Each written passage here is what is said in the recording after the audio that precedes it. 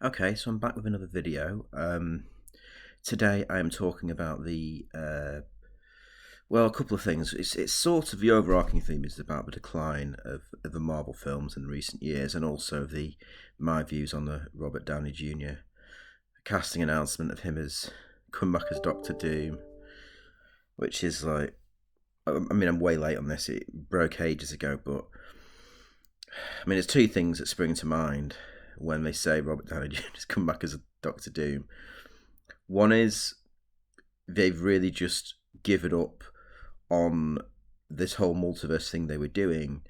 Like, it's almost them throwing in the towel and going, you know what, we're just going to abandon whatever it was we were trying to do and just go back to basics. And the other one is like, it's just desperate. Like, it really is desperate. And I've seen some people say, well, it wasn't desperate when we brought Hugh Jackman back as Wolverine. No one said that was desperate. And it wasn't desperate when we brought Tobey Maguire and Andrew Garfield. It's a hold on a second. There's a world of difference between bringing back an actor who played a beloved character a long time ago and bringing back an actor who's never played a character that we've never had a decent version of, like Doctor Doom. Like, we've never had a... It would be different if they'd already done Doctor Doom and done him really well with a different actor. And then, like, well, here's a variant that's Tony Stark, because we had our, Doctor Doom character already. But the fact that you're bringing Downey Jr. in as Doctor Doom, it says two things, like I said. And it is desperate because it's blatantly them trying to do something to get the original fans back, which I suppose they need to do now, because since Phase 4, Marvel's been an absolute shambles. And it's clear that they had no plan after Phase 3. They just were throwing crap at the wall and seeing what stuck. They were making things that people didn't want. Eternals, no one asked for it. Black Widow, people asked for a Black Widow film in phases 1 to 3 of Marvel when she was still, alive as a character. The Black Widow film was totally overdue and pointless and disappointing to boot. TV shows, variable in quality. Some of them were pretty good, WandaVision being pretty good. Falcon and Winter Soldier started off good but dropped off really quick. I didn't like Falcon and Winter Soldier by the end. It was pretty rubbish. Like most of the Disney, like She-Hulk, didn't even watch the whole thing. Just a massive glut of content, but none of it was that great, and some of it was downright terrible. But the biggest problem was it was this branding of, you call it, the multiverse saga, right? But there was no connecting thread. There was hardly any mention of the multiverse. Like, well, if you're gonna begin with a multiverse saga, why start with Black Widow? Why have Eternals then? Nothing to do with the multiverse at all. Even Doctor Strange in the Multiverse of Madness, which I thought was going to be okay, they're going to talk about the multiverse. They did, but it was contained to that film. Like, it wasn't setting up a longer thread of stories of the multiverse like the Infinity Saga did, where you're setting up the Infinity Stones or whatever, and then you keep bringing it back in every now and again and gets everyone on board. It was just a confusing mess. And then the Loki TV show did the most of the multiverse, but again, it's just a TV show. It's like not everyone will watch that. So it is good, but it doesn't seem to fit with what happened with Doctor Strange. It was just a mess. And bits of a Loki TV show I liked, bits that I thought were really terrible. Didn't like the idea of having a female version of Loki, and that didn't think that was good. And so it's like they got too big for the boots. They just thought they were sniffing their own farts, and at that point Kevin Feige was just like, oh, we can do whatever we want now. We can make whatever we want. People will watch it because it's Marvel, and we chuck a Marvel name in, it'll sell. And they've realised how quick a brand can go down, like Star Wars has done. And the Marvels completely bombed. And it was no surprise that the Marvels completely bombed, because who really wanted that film? Like, who was craving a sequel to Captain Marvel, which was already a pretty bad MCU film in my opinion? It's like one of the worst ones. And then it was only helped at the time by the fact Endgame was around the corner and everyone was high on Marvel, but with no great big event, who would watch the Marvels? Like, what is the point? There's no hook to watch it, because there's no greater storyline that people invested in to try and watch the next part of it, because you haven't set anything up. And who wants to see a character from a TV show, two characters from two TV shows, one of which didn't do very well, no one hardly watched it, so overall my thoughts on it are just I do think that they're desperate to get the fans back now, and I do think they've looked at the box office result for Marvels and some of other films as well. Fall and Thunder was absolutely terrible. Like the ones they have done with the existing characters, or whatever they've done with the old characters from phases 1 to 3 that are left over, you really wish that Thanos had snapped them out of existence, to be honest, in Infinity War or something, because they've done nothing with them.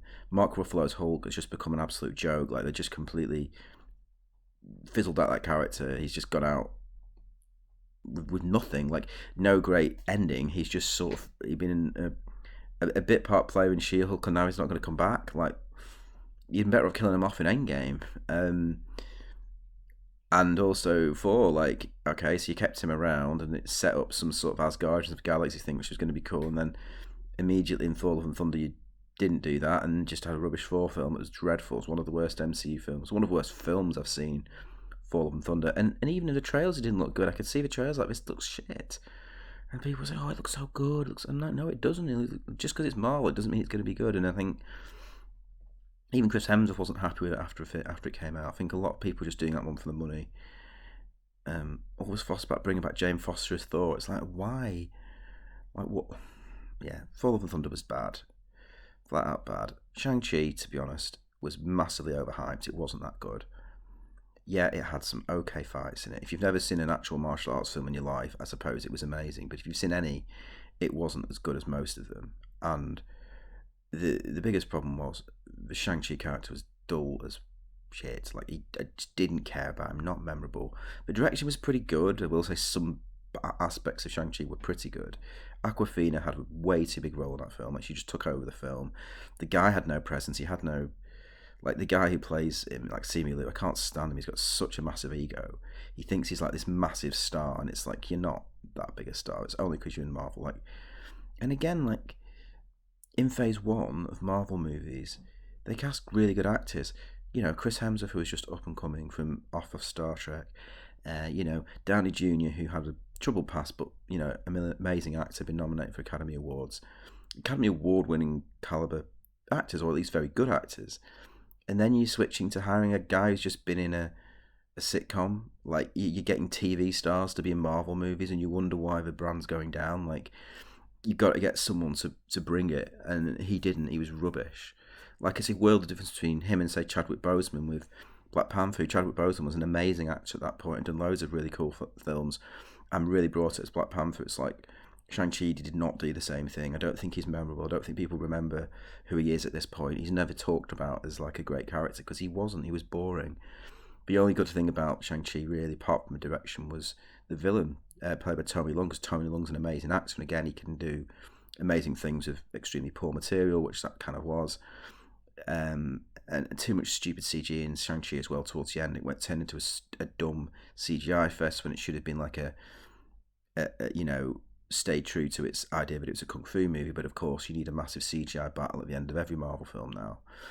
So it wasn't as good as people said. It was nothing like as different as what, you know, like the defenders were saying. It didn't do enough to move the needle, obviously, because the rest of the films sort of failed, and the TV shows similar. Like, WandaVision did extremely well because it was lockdown and there's nothing else to watch, and it was pretty good, WandaVision, for the most part, but you know, all the other Disney Plus shows, I don't think they've really... Moon Knight was a highlight. I like Moon Knight. Again, you had Oscar Isaac in there, so I'll watch anything with him.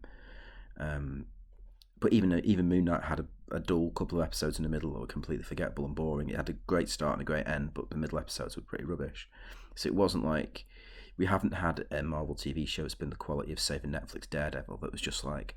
Straight out of the gate, it's a banger. Every episode's really good. It's like a 10 out of 10 show. It redefines superhero shows. There's been nothing like that from the Marvel TV shows. At the best, you've had some that were pretty good, and at the worst, you had some that were absolutely unwatchable. And I'd say the same with the movies. Like, you know, at the best, you had some that were pretty good. Doctor Strange, Multiverse of Madness was pretty good. I suppose Spider-Man No Way Home is the big one that was good, but that wasn't really a Marvel film. That's a Sony film. Like, yes, it's in the Marvel universe, but Sony made it. And to be honest, the bits that were rubbish in No Way Home were all the stuff that was connected to Marvel. Like, the stuff with Doctor Strange was stupid. Some of the plot devices were stupid. The way it just... There was a lot of problems with No Way Home at the start, and it only got good once the other characters showed up later, and the other Spider-Man were in there. Then it got a lot better. But No Way Home wasn't a perfect film. It did have a lot of issues at the start, and I'd say the second and third acts saved it a lot from being dreadful, and it could easily have gone another way. So it's not.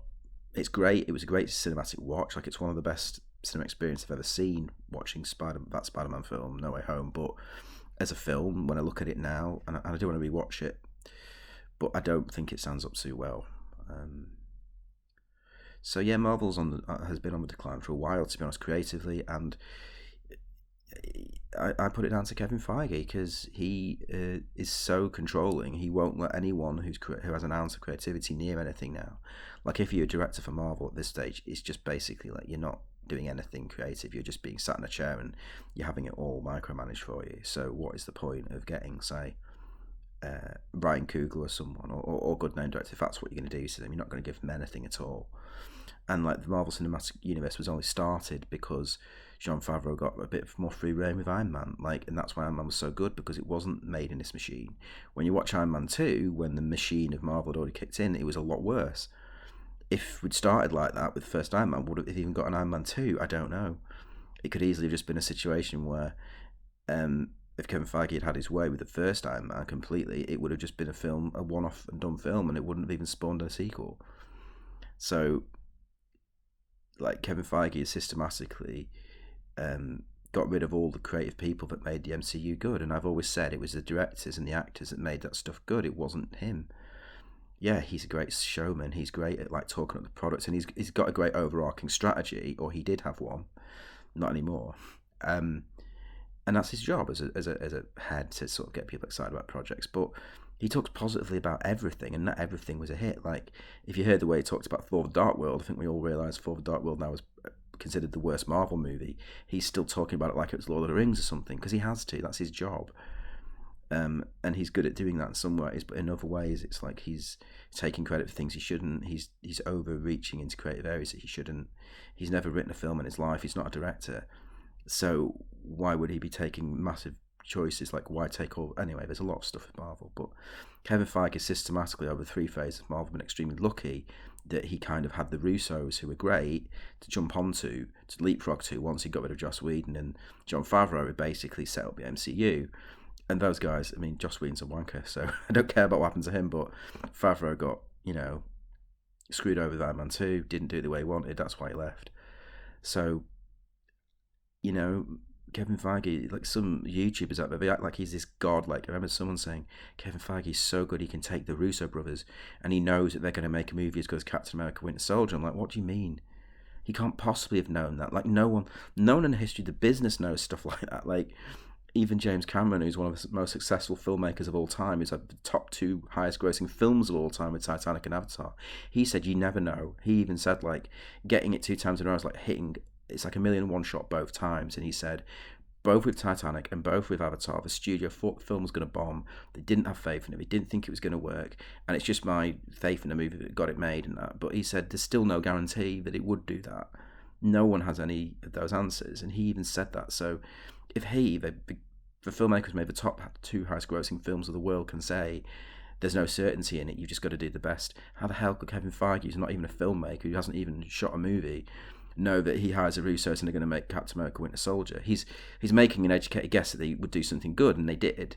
And after the back of that, he was smart and signed them on for more movies, which was a good move on his part. And he was good at making those business decisions and seeing when it worked in some ways. But equally, like, the Russos then left, and he's now got them back. He's don't know what he's done to get them back, but they left after Endgame. So, if it had been so good, why would they have not stayed around? I don't know. Like, and so that gives me a bit more faith for getting them back. But then at the same time, it's like, it's a very similar situation to the Star Wars sequels. Like, you get J.J. Abrams back after Force Awakens, which he did a good job with, but you've handed him a massive plate of shit. He's not going to be able to turn it around. I don't think the Russos can turn around all the poor quality Marvel films and shows of the last 2-3 years in a couple of movies. Like, it might be a little bit better than what we've had. It might be a bit more interesting. And I know Downey Jr. is a good actor, so he'll probably bring it to a certain extent. But also, I can see him just sleepwalking through it and not making much of an effort because he didn't need to. So we'll see. And obviously, the proof will be when those Avengers movies finally launch. But my instinct is just, it's desperate. It is desperate to me. And I feel like the fact of Deadpool and Wolverine, again, not really a Marvel film. Like, yes, it's in the MCU, but it was more of a Fox movie than a Marvel film, and actually poking fun at the MCU. Like, the only time we referenced the MCU was to criticize it, which I thought was hilarious. And you can get away with Deadpool, but it's also kind of Feige sitting there and going, yeah, maybe we do need to throw our hands up and go, this didn't really work. As much as they're ever going to do that, because the studio head can't really do that. They can't come out and go, oh, you know, all those shows and that we created 2 years ago, whoops, they weren't very good.